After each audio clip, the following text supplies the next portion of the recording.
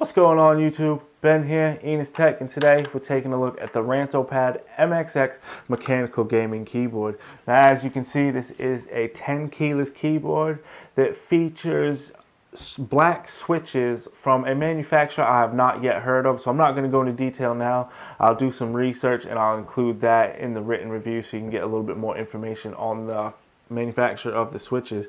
It does feature a white LED backlighting that we'll take a look at in a minute, and overall it's a decent keyboard. One thing I will say quickly is these black switches are the most resistant black switches I have used personally.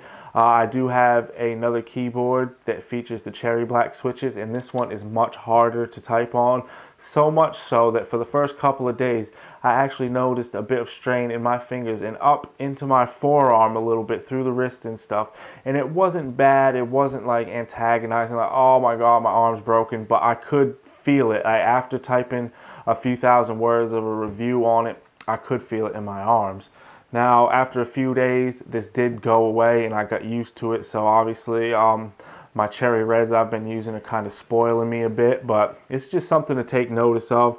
It's not like a game changer, a killer or anything. It's just something that I noticed. Aside from that, I have used this for typing reviews, like I said, and a bunch of gaming, hours upon hours of Black Ops 3.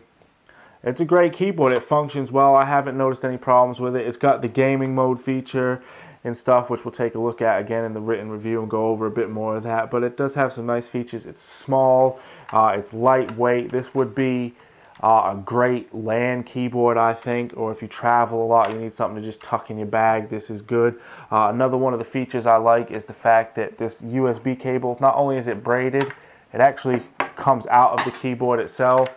There's a little plug right here. You can plug that USB in and you can take it out. It just makes things easy to tidy up, move it around, so on and so forth. As mentioned, it does feature a white LED backlighting, so why don't we go ahead and take a look at that and conclude this closer look video.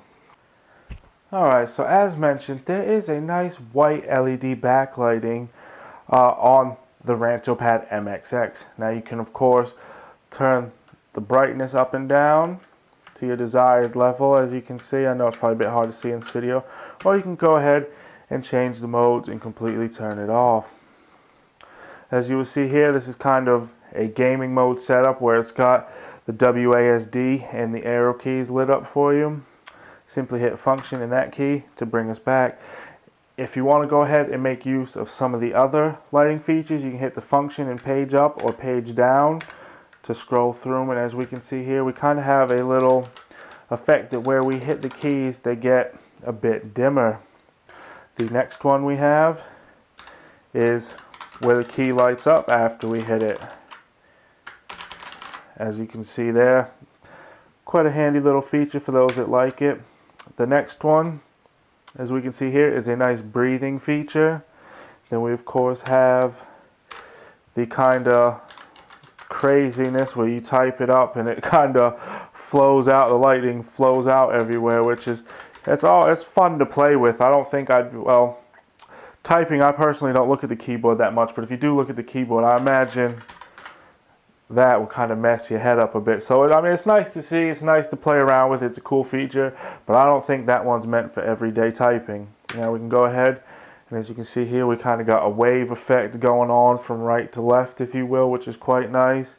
Again, we can go ahead, anytime we can hit that key up there, back to the gaming mode, back to normal mode, and then we have our brightness again, where all the lighting is on constantly.